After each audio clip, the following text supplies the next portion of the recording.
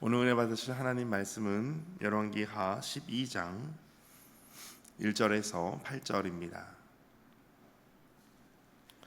열왕기하 12장 1절에서 8절까지 말씀을 한 절씩 교독하시겠습니다. 1절 말씀 제가 먼저 읽겠습니다. 예후의 7년에 요아스가 왕이 되어 예루살렘에서 40년간 통치하니라. 그의 어머니의 이름은 시비아라 브엘세바 사람이더라.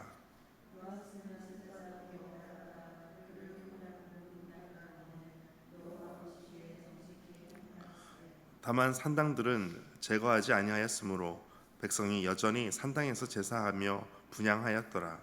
요아스가 제사장들에게 이르되 여호와의 성전에 거룩하게 하여 드리는 모든 은 곧 사람이 투명하는 은이나 각 사람이 몸값으로 드리는 은이나 자원하여 여호와 성전에 드리는 모든 은을 제사장들이 각각 아는 자에게서 받아들여 성전의 어느 곳이든지 파손된 것을 보거든 그것을 수리하라 하였으나 요아스 왕 제23년에 이르도록 제사장들이 성전의 파손한 데를 수리하지 아니하였는지라.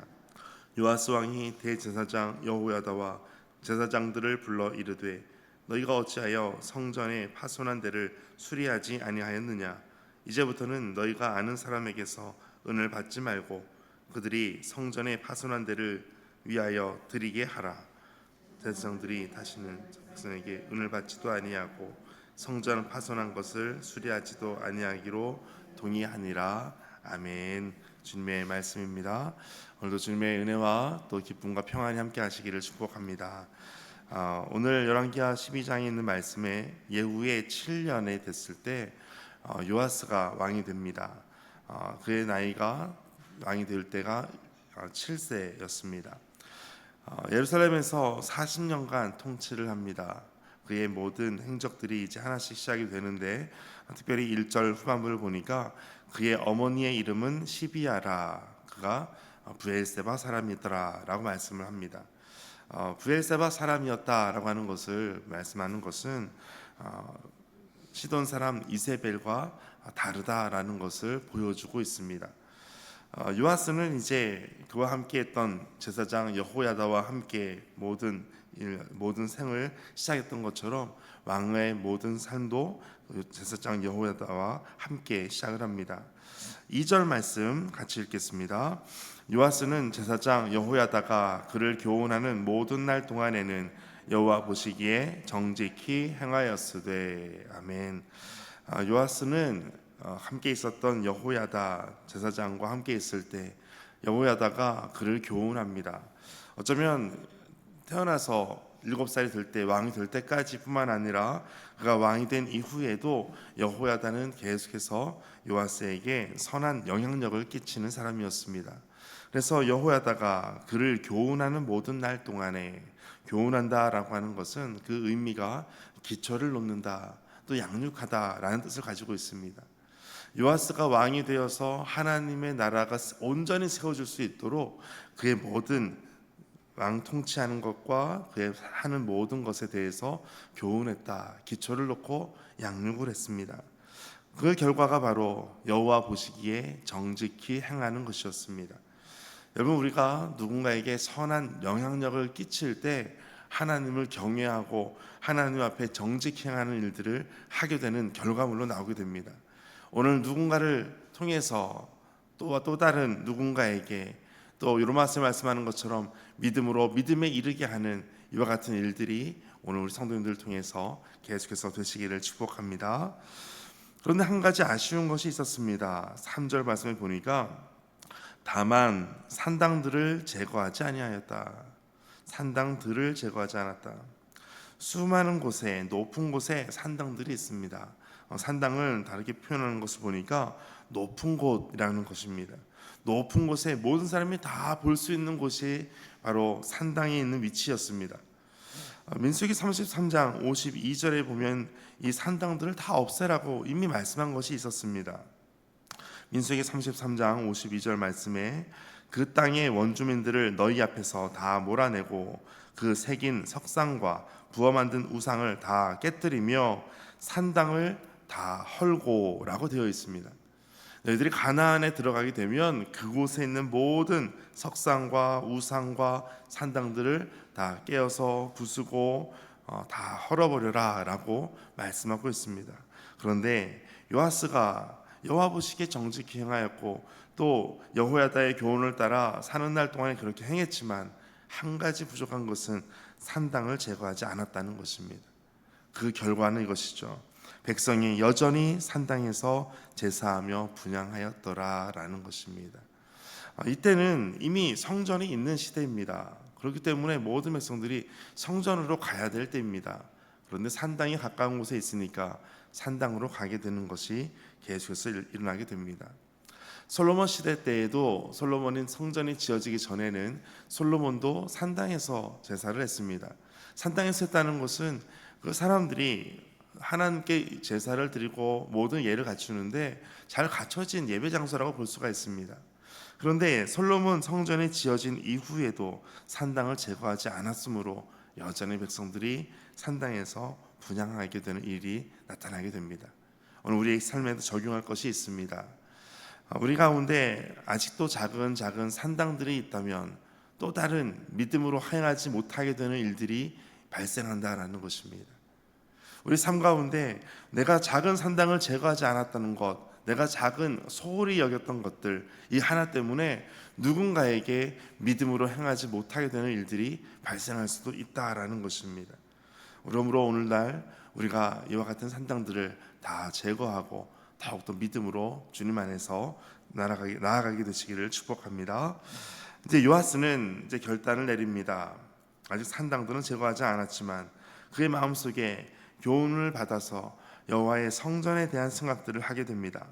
4절 말씀 함께 읽겠습니다.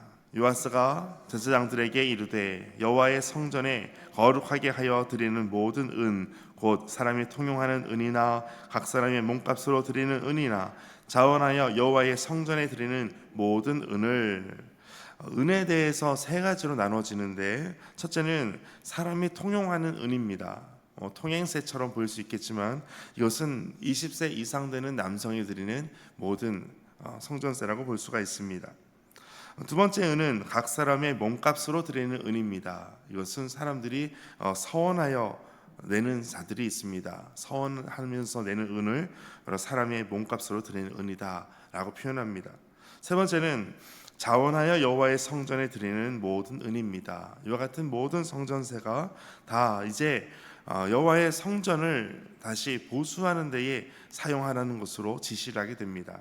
5절에 제사장들이 각각 아는 자에게서, 아는 자는 이 모든 재물을 담당하는 관리들입니다.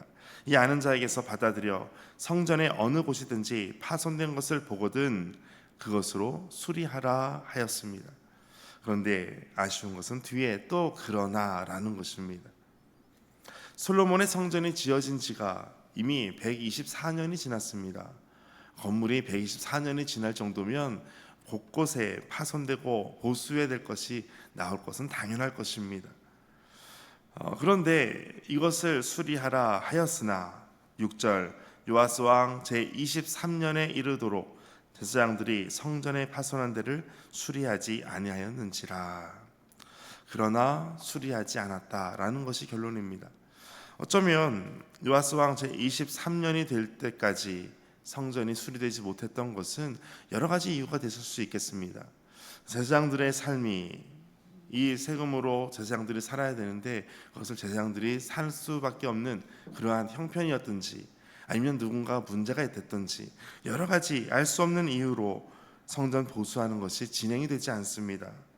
요아스 왕은 이제 대제사장 여호야다와 제사장들을 부릅니다. 그리고 어찌하여 이 성전의 파손난 데를 수리하지 않았습니까? 라고 얘기합니다.